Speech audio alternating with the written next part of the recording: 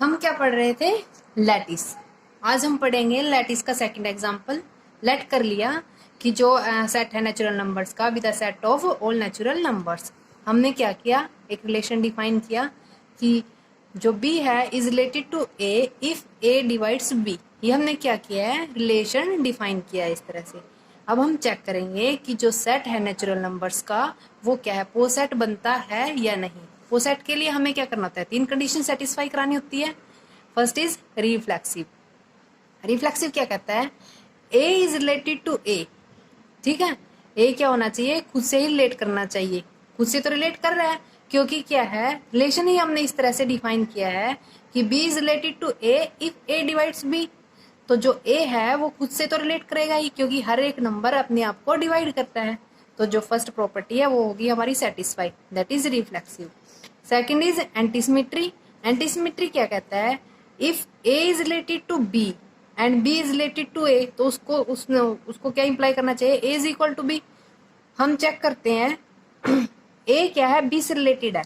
ठीक है, हमने रिलेशन किस तरह से डिफाइन किया है, if b is related to a then a divides b। a is related to b तो this implies that b divides करेगा a को। Similarly if b is related to a then a divides करेगा b को। ठीक है, दो number आपने आपस में क्या करें, डिवाइड करेंगे।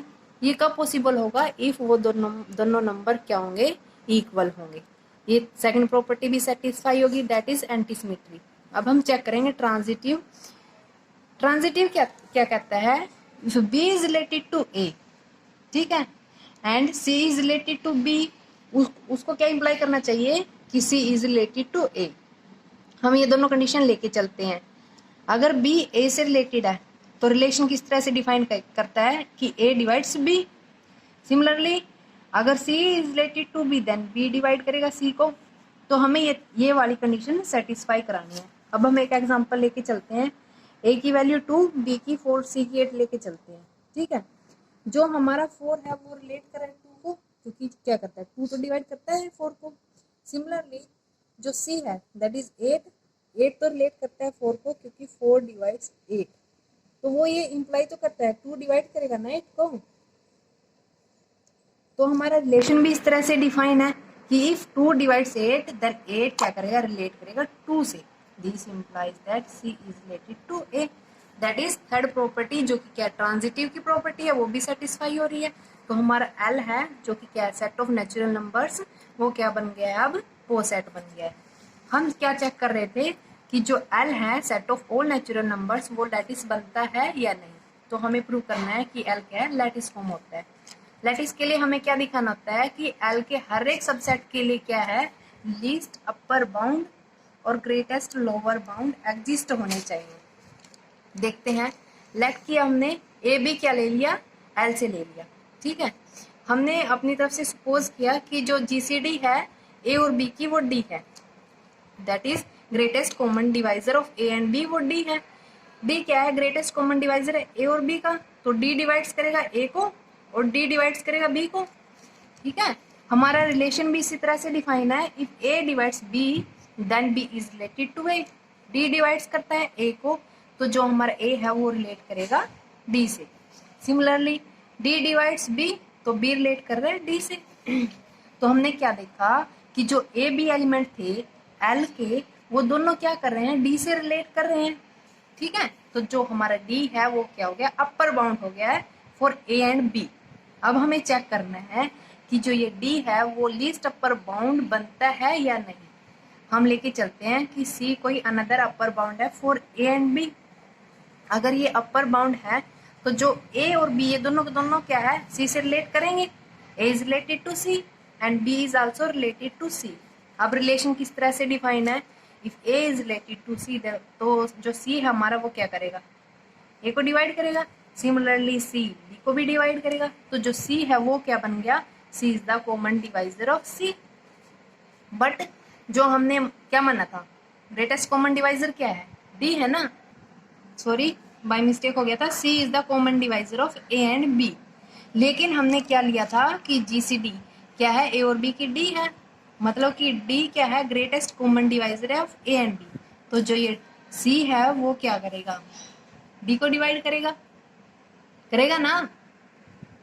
दिस इम्प्लाइज दैट रिलेशन किस तरह से डिफाइन है, if C divides D then D is related to C.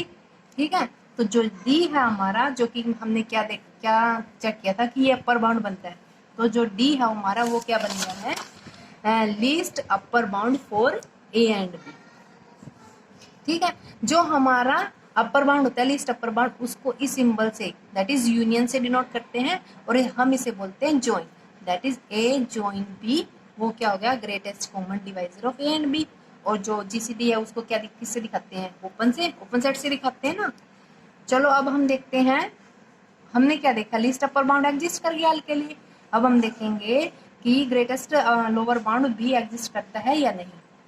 Late करके चले हम कि एलसीएम है, लीस्ट कॉमन मल्टीप्लायर ए और बी का एल लेके चलते हैं। अगर एलसीएम ए और बी का एल है तो जो ए है वो डिवाइड करेगा एल को, और जो बी है वो भी डिवाइड करेगा एल को। तो हमने जो रिलेशन पीछे डिफाइन किया था, if A divides L then L is related to A, similarly if B divides L then L is related to B, means जो एल है वो दोनों से रिलेट कर रहा है, तो जो एल है वो क्या बनेगा, ए और बी के लिए लोअर बाउंड बनेगा। ठीक है, अब हम चेक करेंगे कि जो ये एल है वो ग्रेटेस्ट लोअर बाउंड बनता है।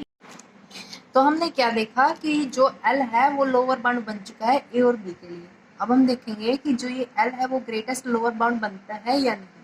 हम लेके चलते हैं कि एल डैश क्या है, कोई अनदर लोअर बाउंड है फॉर ए एंड बी।